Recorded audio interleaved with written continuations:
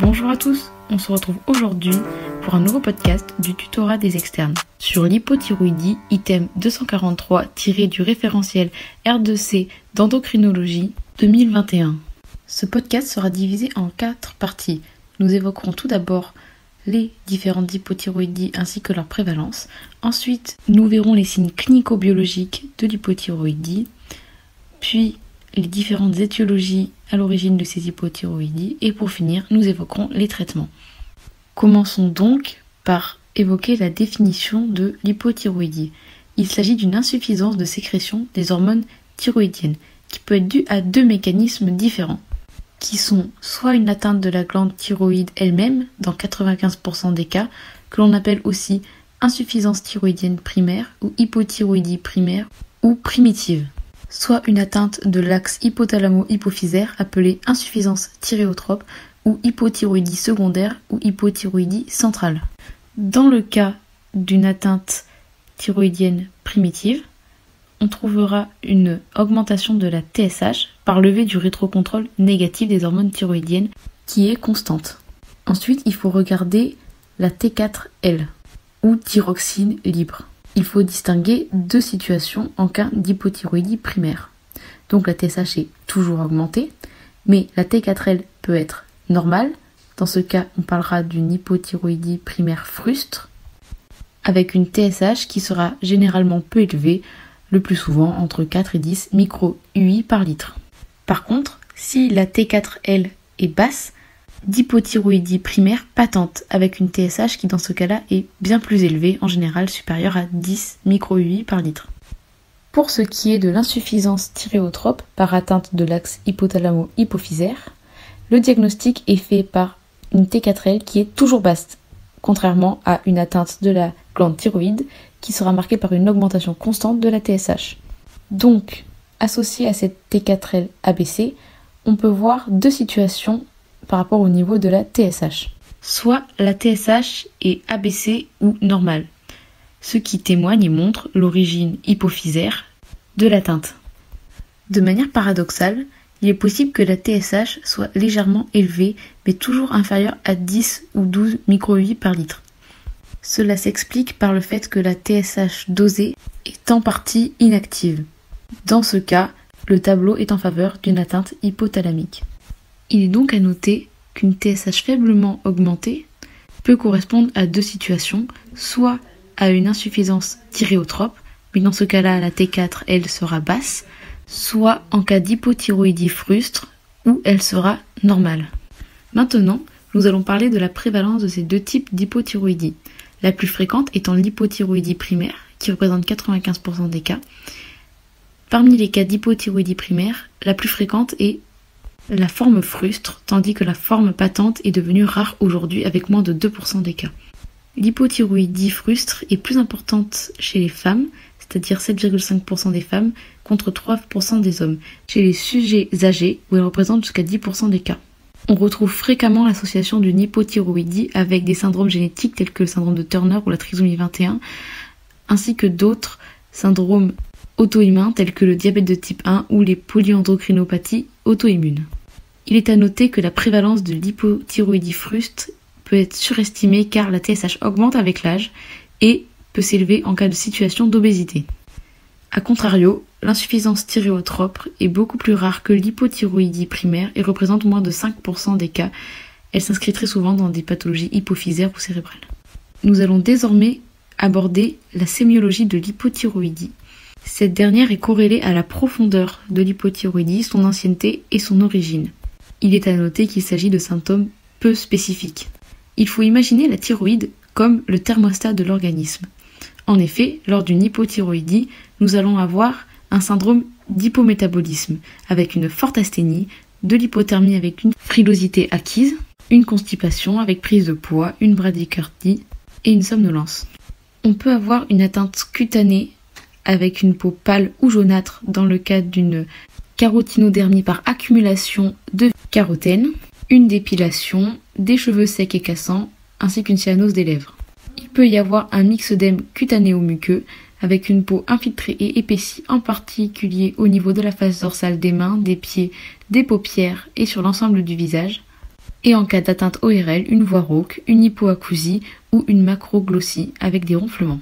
Attention, le myxœdème n'est retrouvé que lors d'une hypothyroïdie primaire et non lors d'une insuffisance thyréotrope. Le reste des symptômes évoqués peuvent par contre se retrouver dans les deux cas.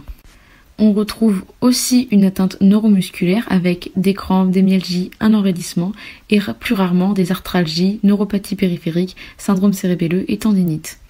Pour finir, il peut y avoir un retentissement endocrinien avec des troubles des règles et de la libido, une galactorée mais qui est rare aujourd'hui par hyperprolactinémie en cas d'hypothyroïdie primaire profonde avec une TSH très augmentée. Évoquons maintenant les complications possibles en cas d'hypothyroïdie. Il peut y avoir des atteintes cardiovasculaires, soit fonctionnelles par modification de l'activité cardiaque à type de bradycardie, diminution de la contractilité myocardique qui vont mener à une insuffisance cardiaque et des troubles du rythme ventriculaire. On peut avoir dans le cadre d'un myxœdème une infiltration du péricarde avec un épanchement péricardique, du myocarde avec une cardiomégalie sur la radio thoracique qui peuvent mener à des troubles de la repolarisation. Ou pour finir, on peut aussi avoir une coronaropathie car l'hypothyroïdie favorise l'athérome par hypercholestérolémie. Une autre complication redoutée de l'hypothyroïdie sont des atteintes neuromusculaires et neuropsychiques à type de myopathie proximale où on retrouvera une augmentation des CPK, d'apnée du sommeil, d'état dépressif ou de syndrome confusionnel. Très rarement, l'hypothyroïdie peut mener à un coma myxœdémateux qui est un coma calme avec hypotonie et hypothermie. Pour ce qui est des anomalies biologiques de l'hypothyroïdie, on retrouvera une anémie normocytaire et normochrome qui peut aussi être macrocytaire. Il faut ainsi différencier une anémie macrocytaire due à l'hypothyroïdie elle-même d'une macrocytose liée à une maladie de Birmer comorbide de cette hypothyroïdie. Ainsi, si la macrocytose ne régresse pas malgré le traitement de l'hypothyroïdie, il faudra suspecter une maladie de Birmer. L'hypothyroïdie peut amener à des troubles ioniques tels qu'une hyponatrémie par sécrétion appropriée, c'est-à-dire réactionnelle d'ADH. On peut aussi retrouver une hypercholestérolémie et une hypertriglycéridémie, ainsi qu'une augmentation des enzymes musculaires, telles que la CPK, et une augmentation des azates. Nous allons désormais évoquer les étiologies des hypothyroïdies. Pour ce qui est des hypothyroïdies primaires, nous avons toutes les thyroïdites lymphocytaires, c'est-à-dire les thyroïdites atrophiques, de Hashimoto et du postpartum, que nous allons détailler tout à l'heure. Nous avons aussi des thyroïdites iatrogènes, par atteinte de la glande thyroïde, c'est-à-dire post-radiothérapie cervicale, post-iode radioactif, par certains traitements médicamenteux, en particulier les immunothérapies anti-PD-1 ou PD-L1, les surcharges en iode, ainsi que les défauts d'adaptation des antithyroïdiens de synthèse. Les hypothyroïdies primaires peuvent aussi être congénitales ou résulter d'une thyroïdite de Riedel. Il s'agit d'une fibrose extensive de la thyroïde. Cela peut aussi être dû à des séquelles de thyroïdite de Kervin, des carences en iode ou une infiltration métastatique de la thyroïde. Pour ce qui est des étiologies des insuffisances thyréotropes, c'est-à-dire par atteinte de l'axe hypothalamo-hypophysaire, cela peut être dû à n'importe quelle tumeur compressive de la région hypothalamo-hypophysaire ou toute infiltration de l'hypophyse, toute atteinte lésionnelle de cet endroit-là, des atteintes iatrogènes, en particulier par des radiothérapies de la région hypothalamo-hypophysaire, l'immunothérapie anti-CTLA4 ou le bexarotène qui est un traitement du lymphome cutané. Ces dernières peuvent aussi être congénitales. Maintenant, nous allons détailler un peu plus certaines étiologies des hypothyroïdies, à commencer par les thyroïdites auto-immunes ou thyroïdites chroniques lymphocytaires. Premièrement, il y a la thyroïdite d'Hashimoto. Elle se caractérise par un goitre ferme et irrégulier avec plusieurs nodules et la présence d'anticorps anti-thyroperoxydase ou anti-TPO. Et plus rarement, en cas de négativité des anti-TPO, la présence d'anticorps anti-thyroglobuline ou anti-TG. Ces anticorps vont alors infiltrer le parenchyme thyroïdien et provoquer une réaction auto-immune qui survient dans le cadre d'un terrain génétique, le plus souvent dans le contexte d'une polyendocrinopathie auto-immune de type 2, où elle sera alors associée à un diabète et ou un vitiligo et ou une maladie de Birmer, et plus rarement une polyendocrinopathie auto-immune de type 1, souvent associée à une hypoparathyroïdie et une insuffisance surrénale lente. Il y a aussi des facteurs environnementaux mais qui sont mal connus. Il est à noter qu'au cours de l'évolution de cette thyroïdite, une croissance rapide du goitre doit faire évoquer un lymphome, qui complique seulement 1% des thyroïdites, mais qu'il faut évoquer tout de même. À l'échographie, le goitre de l'hypothyroïdie d'Hashimoto est hypoéchogène ainsi qu'hétérogène avec des zones pseudonodulaires hyperéchogènes. Une autre des thyroïdites auto-immunes que nous allons détailler est celle du postpartum. Cette dernière présente une évolution biphasique avec tout début une thyrotoxicose initiale qui évolue au bout du 3e à 6e mois postpartum vers une hypothyroïdie. Cette dernière est habituellement transitoire et résolutive dans l'année mais peut parfois être définitive. Elle concerne 5% des grossesses et est plus fréquente chez les patientes ayant un terrain auto-immun thyroïdien. On retrouve souvent un petit goitre et cette hypothyroïdie est rarement diagnostiquée du fait de son caractère spontanément résolutif. Maintenant, nous allons évoquer les thyroïdites iatrogènes. Ces dernières sont souvent silencieuses, mais peuvent parfois être douloureuses. Elles sont secondaires à une réaction inflammatoire provoquée soit par une radiothérapie cervicale ou, plus fréquemment, par la prise de certains médicaments tels que les anticancéreux à type d'antityrosine kinase ou d'immunothérapie, les interférons, le lithium qui entraîne rarement une hypothyroïdie mais plus fréquemment un goitre, ainsi que des traitements à base d'iode, en particulier l'amiodarone et l'iode radioactif ainsi que les produits de contraste iodés.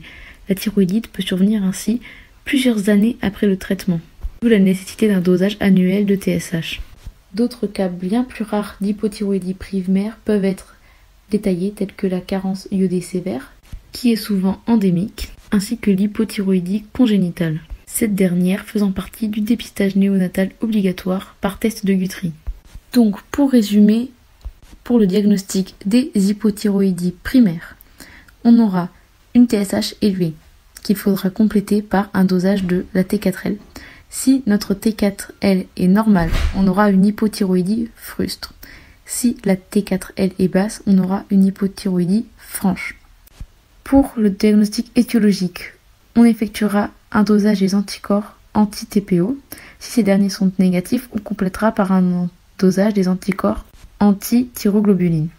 Et l'on effectuera de manière systématique une échographie thyroïdienne. Si les anticorps sont positifs, on aura une thyroïdite auto-immune avec le plus souvent un aspect à l'échographie hypoéchogène et hétérogène. Si les anticorps sont négatifs et que l'on a un aspect hypoéchogène et hétérogène de la thyroïde, il s'agira d'une lésion thyroïdienne, soit séquelaire d'une thyroïdite de Kervin, du postpartum, d'une immunothérapie, d'une radiothérapie ou d'une thyroïdite auto-immune. Si les anticorps sont négatifs et que l'échographie est normale, on peut suspecter une surcharge iodée, des antécédents de thyroïdite de Kervin, des antécédents d'immunothérapie ou une hypothyroïdie post-ménopausique. Il est à noter que le dosage de thyroglobuline, la scintigraphie thyroïdienne et l'iodémie sont inutiles pour le diagnostic. Pour ce qui est du diagnostic étiologique de l'insuffisance thyréotrope, une IRM sera réalisée systématiquement afin d'explorer la loge hypophysaire. Pour finir ce podcast, nous allons évoquer les différents traitements possibles pour l'hypothyroïdie. Ce dernier repose sur l'emploi de T4 commercialisé sous forme de lévothyroxine dans les spécialités commerciales lévothyrox, Euthyrox, L-thyroxine, Ening, Thyrofix ou T-Caps sous différents dosages. On peut aussi utiliser dans de rares indications la L-thyroxine sous solution buvable ou solution injectable, qui peuvent être utiles en cas de coma myxodémateux. La T4 peut aussi être associée à la T3 dans un médicament qui s'appelle le Tyral ou la T3 utilisée seule dans le Sinomel. Qu'il en soit, les besoins en hormones thyroïdiennes sont en moyenne de 1 à 1,5 microgrammes par kilo par jour, mais ces dosages sont dépendants de la profondeur de l'hypothyroïdie. Nous allons maintenant détailler les cibles thérapeutiques en fonction des deux types d'hypothyroïdie. En cas d'hypothyroïdie primaire, l'objectif étant de réguler la TSH. En cas de situation standard, il faudra une TSH entre 0,5 et 2,5 micro-UI par litre. Ces valeurs cibles sont les mêmes pour la femme enceinte. Contre, chez le sujet âgé ou chez la personne avec une coronaropathie non contrôlée, il ne faut pas normaliser la TSH, mais la stabiliser entre 4 et 10 micro-UI par litre. Car le risque d'hyperthyroïdie induite par le traitement par L-thyroxine a des toxicités cardiovasculaires. Ainsi, chez le sujet âgé ou le coronarien, la posologie initiale de L-thyroxine sera de 12,5 à 25 microgrammes par jour et sera progressivement augmentée par palier toutes les 1 à 2 semaines jusqu'à l'obtention de la dose théoriquement efficace. Dans ce cadre-là, les bêta-bloquants peuvent parfois être utilisés en association à la lévothyroxine. Pour ce qui est du contrôle de l'efficacité du traitement, la TSH sera contrôlée 6 à 8 semaines après le début du traitement. Et une fois que l'objectif de TSH sera obtenu, elle sera contrôlée tous les 6 mois, puis annuellement. Pour ce qui est du traitement de l'hypothyroïdie dans le cas d'une insuffisance thyréotrope, l'objectif étant de normaliser la T4L. Les modalités de traitement sont les mêmes que dans l'hypothyroïdie primaire, mais on surveillera la T4L après 15 à 21 jours de traitement à jeun sans avoir pris la L-thyroxine afin de ne pas fausser le dosage. Ainsi, l'insuffisance thyréotrope sera bien substituée si la T4L est dans le milieu ou dans le tiers supérieur de la normale chez un patient n'ayant pas d'antécédent coronarien ou ayant moins de 70 ans. Il n'y a pas de consensus pour ces deux catégories de personnes. Ce podcast sur l'hypothyroïdie est désormais terminé. J'espère qu'il vous aura plu et à bientôt pour de nouveaux podcasts avec le tutorat des externes.